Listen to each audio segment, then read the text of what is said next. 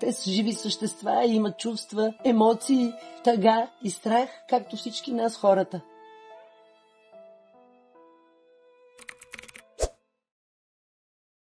Искам да си поговорим, т.е. аз да говоря, вие да ме слушате.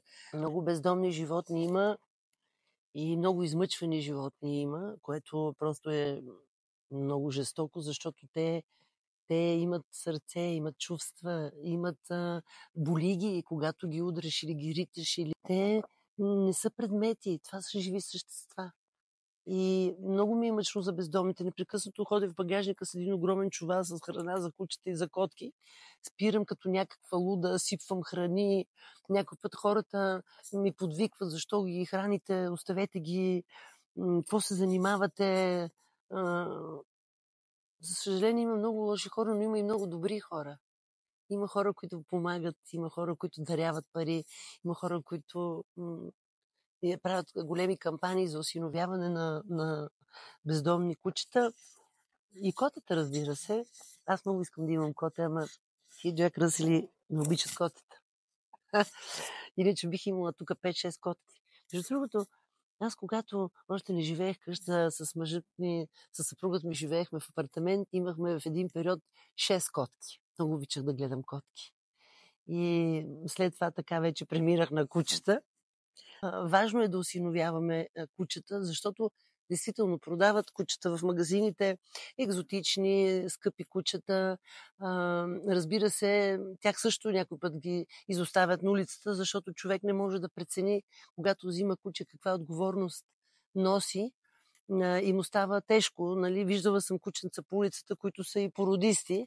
Толкова хубаво човек да има домашни любимци. Аз съм изключително щастлива, защото никога не съм сама. Винаги, когато се прибирам от някъде, те ме чакат и ме обичат. Те ме обичат повече, отколкото ме обича синът ми, внучка ми и моите приятели. Толкова са ми признателни и спя с 3 от тях. Те са 5 моите. И носят голяма радост. И е хубаво да осиновиме кученце. Не дейте да купувате, наистина ви умолявам. Има много невинни, изоставени душички, които през лятото им е горещо, през зимата им е студено, нямат храничка. Аз, разбира се, каквото мога правя. Не мога да взема повече кучета, но спирам по улиците, по пътищата, снимам ги, качвам ги с надежда, че някой ще ги осинови. Помогнала съм и на доста котенца и на кученца да си имат своите семейства. Защо трябва да има такова приложение, каквото е Forever, нещо, което е абсолютно иновативно и ново, защото човек се лута, много хора ми се обаждат и ме питат откъде да си взема кученце, искам малко или голямо.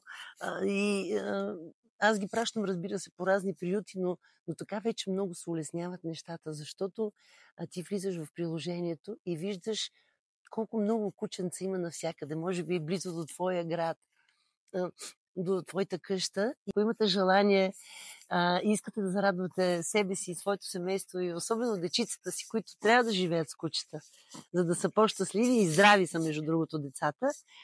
Кати по цял ден от бебе се въргаля с едни 5-6 кучета и е много щастлива и става добър човек. Така че възползвайте се от приложението Forever. Просто кликнете и разгледайте какви кученца има, изоставени в приюти, и ще си харесате, сигурна съм. Нека да имаме милост към бездомните животни.